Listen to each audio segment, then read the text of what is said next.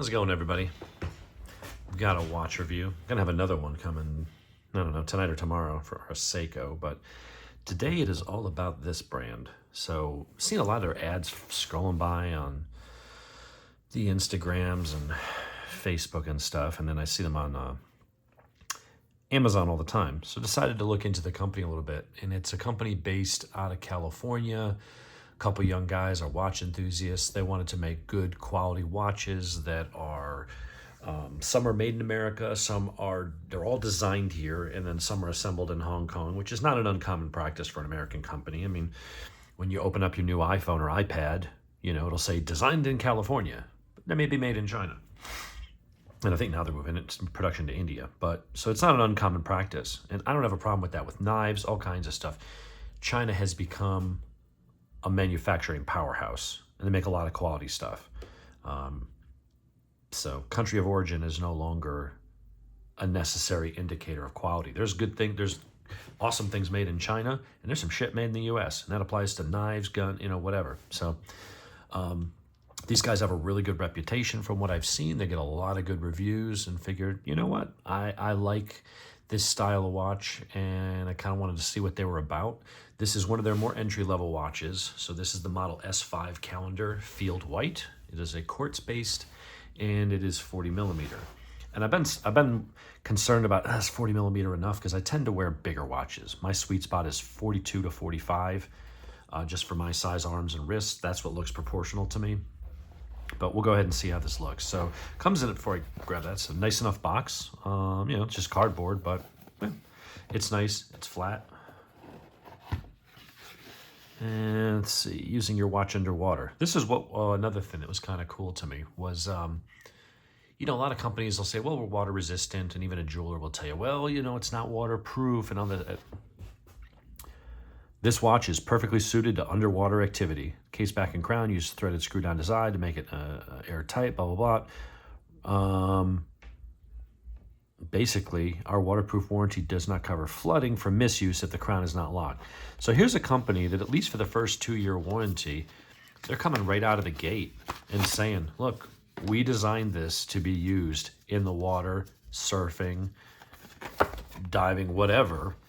While this is not a dive watch, I wouldn't go down super deep scuba diving, but it's telling you, hey, we designed it for this, and it is an ocean-ready wristwatch. So if you want to go swimming, do whatever, go for it. We will warranty it for the first 2 years. All right, cool. I mean, that's a bold claim. A lot of watches just say, oh yeah, we're water resistant, but these guys are coming right out of the gate saying it. So anyway, so it gives you your care instructions, nice enough. Help us spread the word. Started in California in 2016 with the goal of building perfect everyday wristwatch. Okay. Again, same stuff you find on the website. There's the guys' names. Go ahead and register for your warranty. I'll do that later from my phone. And I've already taken the protective cover off because I had to check it out last night. So let's see what we have got. So there's the 40 millimeter. We'll go through the specs real quick just to give you some stats. So 10 atmospheres, so 100 meter water resistance, lockdown screwing crown. I can't talk this morning. I'm still drinking my coffee. 316L stainless. It is sapphire with anti-reflective coating, so that's cool. 20 millimeter lug, 40 millimeter case diameter, 48 millimeter lug to lug, and it's only 9.4 thick. So this is a smaller watch. Now, we'll get into the dimensions and compare it to some of my other watches in a minute. For the movement, we're looking at a quartz battery powered. It's Miyota 2035 movement, made in Japan, gives you roughly 40-month battery life. This one was assembled in Hong Kong. I don't have a problem with that. If the watch is good, if quality control is doing what they're supposed to be doing, I don't care where it's made.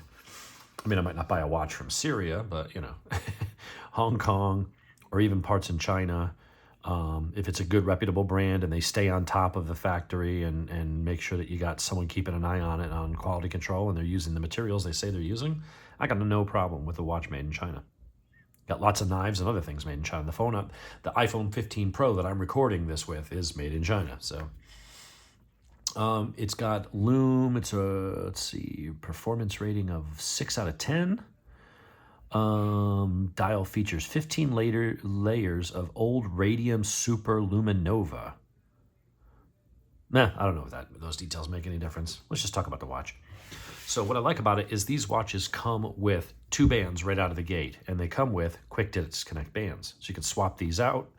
I ordered it from Amazon. I paid $179 plus tax, so under $200, shipped to my house within 48 hours. Nice little watch so far. We'll kind of get some close-ups and go through it. The bands that it came with when I ordered it was the black leather band, which is really suited for sweat and getting wet and all that stuff because it won't absorb anything and get funky like leather can. It also comes with a set here of nylon, so quick disconnect as well. When you order it from their website, then you get to configure it. And I think by default, this model at least always comes with this. But then for the second band, you can choose different colors. They might even have leather, I'm not sure, but they've got a few different choices here. If I'm on their website, the first strap is silicone black. The second one, maybe this one only comes, I know some of their watches come with a bunch, you can get different straps. The beauty here is that, if you're a watch guy, you probably have a whole bunch of spare straps and aftermarket straps. So I have no shortage of straps. In fact, I've got 2 sets of NATO straps coming today. And one of them is going to be in like a hunter kind of bright orange, which I think is going to give it a cool kind of outdoorsy feel. I'm going to throw that one on it. But it does come with both of these. Let's get that out of here. Move the box off to the side. So what do I think about the watch itself? We run through the specs and the company and everything like that. It's nice. It's a nice little watch. Now, this is one of their less expensive ones. So I'm looking at it and I'm like, oh, the back's kind of plain. It's just, it's not as fancy as some of the other watches that I've seen, even from them. But this is also their entry level. I mean, $179 for a nice field watch. There's some Timex field watches that are getting up towards that range. So this to me is a nice watch. I think that the sweet spot for watches for me is starting down around 100 up to 500. You can get a ton of watch. You can get Tissot, you can get Seiko, you can get these guys, you can get Bulova, Citizen. Like there's a lot of good quality watches. You don't have to spend thousands of dollars on a watch to get a decent watch. So we look at the back, what do we got? All stainless steel, Vaer, and very light printing that you need a monocle like Mr. Peanut to read it. It's just lightly laser engraved, so not really visible, the stuff in the back. But then again, this is a function. This is a function over form. Although the form is very nice, it is plain, but that's what a field watch is supposed to be. It's supposed to sit on your wrist, be small, out of the way, and reliable, and at a glance go, what time is it? Boom, and that's it. No chronograph. It does have a date that is underneath the 3. So right now, of course, doing a review at 7:15 in the morning, it is completely covering the dial, but everything about it is very legible. At a glance, you very quickly see what time it is, and that's all it's for. It's a basic, somewhat rugged, but it's not overbuilt like a G-Shock Mudmaster or something like that, where it's in the way and catching on things. It's nice having a watch like my G-Shocks, at least the big beat G-Shock, because you're like, oh, this thing, you can beat the piss out of it, and it's huge, and it'll take a hit. Yeah, but then it's also like this big. It's like having a hockey puck on your wrist, right? Which means you are more likely to scrape and bang it into things, which I find myself doing. So that big armored, rough exterior does come at a cost. This is just very nice and slim. It's a nice casual watch. If you're out hunting or something in the woods, I think a small, sleek watch like that won't catch on tree limbs or fits nicely under your shirt and stuff like that. I think that's probably the kind of watch you would want. And I think that's what field watches are really kind of designed for. It's a military style watch, I think stemming from like World War II. And they're still very popular. They're kind of minimalist and clean, which, I can appreciate. I will say this. I wish that Vaer, here's just my thoughts. I wish you offered larger than 40 millimeter. 40 millimeter is the absolute smallest I will go in a watch. I had one of these in a Militato, and even though it was a 38 or 39, it was just smaller, and it did not look right on my wrist. So I ended up giving that to my buddy Gregory. He's the finance manager over at Mountain Motorsports in Roswell. You want to buy a Ducati, want to buy a Yamaha, go over and talk to him. Or in KTM too. Really nice guy, really awesome. He's also a motorcyclist, so he's got that going for him. But shout out to you, Gregory. So he's rocking that because he's a little bit shorter than me, and he prefers like the 38 to 40. He's more of the small face watch guy. So I gave him that Militato. I've got another field watch. I've got my Bertucci, which right in the same price range. This one might have been just a couple dollars more. And that's because this one is going to be a little bit more tough and rugged. This one's a bit more casual. You could almost pull it off wearing it, with a dress shirt in the office. I think it wouldn't look out of place. I don't know if you'd wear it with a tux. I wouldn't say it's that fancy or dress up, but it's in the middle, whereas this is very utilitarian. So this is milled, machined titanium. The bars are not spring bars; those are solid titanium. This is a true beater watch. But that again was just the barely big enough for what I would want on my wrist. I think anything smaller looks like a woman's watch. So if I had the ability to influence a company, and I don't know what my numbers do yet, but I would want to see a watch like this. If this watch was like a 42 or a 44, like my Tissot Chrono XL, I think it's a 44 or 45, love it. 42 to 44, 45 mil is really the sweet spot. And I think this would make this more legible. And for guys that are 6'4" with arms, with a 6.5 foot wingspan, I think a watch that's a little bit bigger would be nice. But I like it. I understand that they're trying to stay faithful to the field watch genre, if you will. And those watches were, tended to be 36 to 40 mil. So just to do a size comparison with some other watches. So I've got my Bertucci A2T in titanium, which is about the same weight, even though it's got a lot more metal. But that's going to be because it's all titanium, and that's why it cost an extra $30. So let's start on the left with the Vaer. I've got my Bulova. This one is a Precisionist. That's got their 266 kilohertz crystal. Again, very plain on the back, kind of like that. On the front, that's more of a dress watch. Between the leather and the dial, this one also has a very smooth, notice the second hand. Smooth. No click, click like this. Well, pretty much most watches. That's a 42, so it's just that little bit bigger. If this was this size or even larger, I wouldn't mind a 44. Like that would be tremendous. I would love field watches more. I don't have a lot of them. In fact, my only true field watches I would say are those two. I gave away the Militato because it was too small. I would say that this one's almost a field watch. Yeah, it's a G-Shock, it's plastic, but it is that analog. It is thinner and flatter. It is more basic, and I think that's a modern interpretation, if you will. I don't know. That's just how I see it. I think the Casio, that's probably, if that's this is a 42, this is going to be probably like around a 43. I don't know if it's quite 44, but I figure these are the watches that I have that are in that size range, because a lot of mine are bigger, to give you a comparison. So if you've used one of these other watches or you're familiar with them or had them on the wrist and you want to know, well, how does it compare? Is it bigger and smaller? This looks bigger because it's taller this way, the lug to lug, and it's beefier, it's chunkier. But when you look at the actual size of the dial, even though they're both listed as 40 millimeters, this has a slightly bigger dial face. It stretches more towards the edge and the outer perimeter of the metal.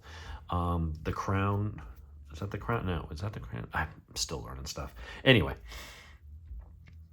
You got both 40s, but at a glance, they're both high visibility, high contrast, which is nice. But comparing it to the Bertucci, I like the fact that it's more really, really beefy. Like this is going to be a hard use kind of watch.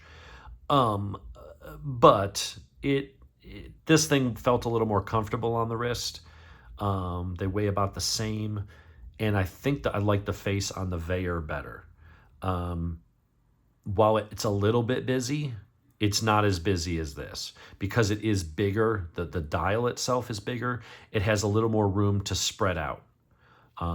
You'll notice that the font is about the same size, yet this appears more crowded and cramped than these numbers. These numbers seem a little more spaced out. It just says simple Vaer, 100 atmosphere, as opposed to a longer name like Bertucci, and then titanium, and then the atmosphere is 100 or 200 meter. That is one advantage. Is this one is 200 meter resistance versus 100. But this one you don't have any options. You have to use military style straps. This one will give me options, so I can just come in here and use that, pop it off, and go put another strap on. Giggity. So do I like it? Yeah, definitely like it. I like, oh, you hesitated. No, that's just because I'm trying to get my fingernail in there to pop that back in there. Just concentrating. Really, the only thing I can knock it for is that I wish it was bigger. Giggity. But I knew that going in. I know that 40 can be, you see 40, and I've had some that were like actually 40, and just the way they're designed, it felt bigger than it was. And then there was some that said 40, but they're actually 39 and a half, and the way they wore was smaller. So I always do roll the dice when I order a 40 mil watch of whether I'm gonna like it. This one just barely makes the cut. I would wear that. I am going to change the strap because while this is a very nice silicone strap, I like just the simple name on the clasp. It's very nice and clean, and I like the black on black. But like a lot of soft, pliable silicone straps, sitting here trying to get the damn thing on, I have to sit here and I feel like I'm kind of fussing with it.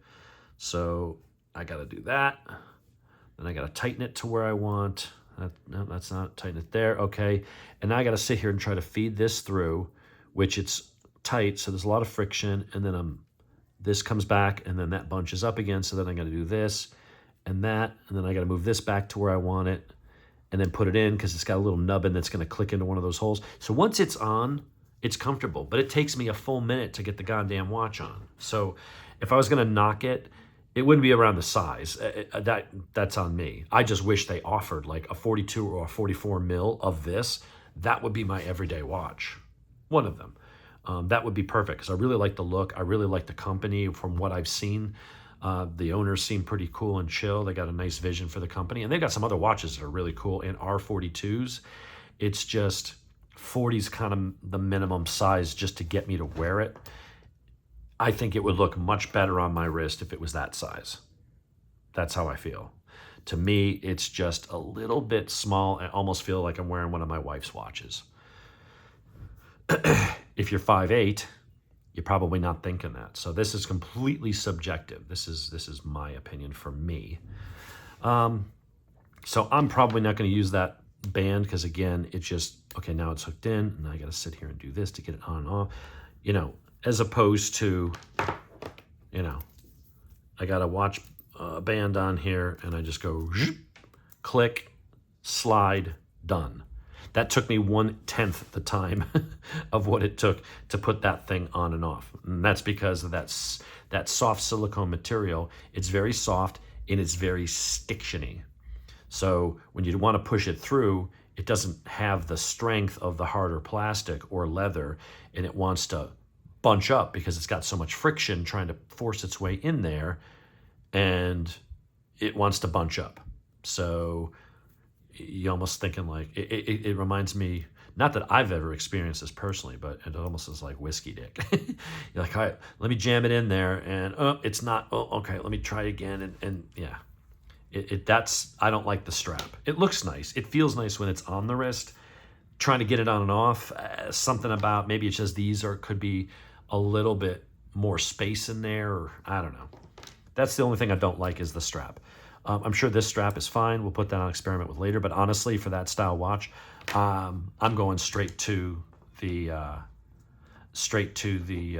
military style NATO band. I've got one in olive green, and then I've got one in bright orange. I'm going to try those out later and see which ones I like. So there's my review. It's really nice. It's got really nice specs. The price is nice. I mean, for under $200 delivered to your door for 100-meter water resistance, sapphire, nice movement, quick detachable straps, good warranty, dealing, here, even if the watch was manufactured in Hong Kong, and they do have ones that are assembled here in the States, those ones tend to cost $400 to $500, and I'll probably get one of them at one point. There's one called their Ocean something that really, really looks cool. It's definitely one that speaks to me. There's the R1 chronograph that I think I'm going to get at some point, and then there was the Ocean something. And I'm pulling it up as we're talking about it here. There's the R1 Rally and the Ocean Racer. The Ocean Racer looks really cool to me. I think I'm going to get one of those with the bracelet. If I get with the bracelet, it'd be just under $500. So I think it's a high value, and that'll be a U.S. assembled one. But you're dealing with the company, at least for warranty, here in the States. So it doesn't matter if the watch was assembled. I mean, somewhere else, it seems to be assembled well. We'll see how it holds up over time, but all the reviews I've seen, they seem to. So I think it's a cool company. I think they got a cool story to tell. I think their mission statement, their approach to the market is nice. They don't have so many watch models that it's overwhelming and crazy. It's like they focused on sort of a niche of a few models and then offering some variations of them. And I kind of like that. I don't know if I would call them a micro brand, but they're probably micro-ish brand.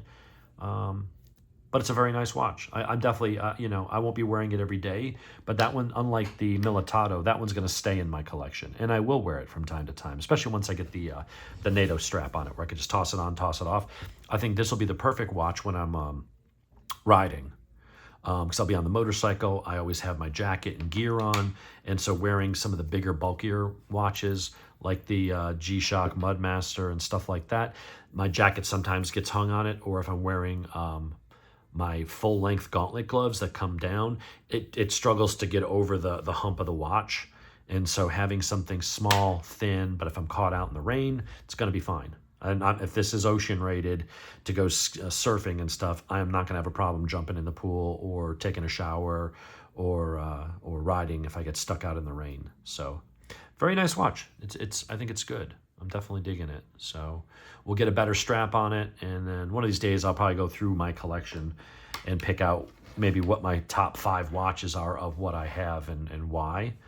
I don't know if that'll make it in the top 5. We'll have to see. I'm going to wear it over time. This is just an unboxing, so I'm going over specs and my initial impressions. But there you have it. The Vaer S5 calendar. So hope you enjoyed. Hit like and subscribe. Let me know your thoughts if you've ever played with them. And if anybody's got experience with the R1 Rally chronograph or the R1 Ocean Racer chronograph, the Ocean Racer is the one that's kind of talking to me. I'm thinking about getting one of those. Anyway, folks, have a good one.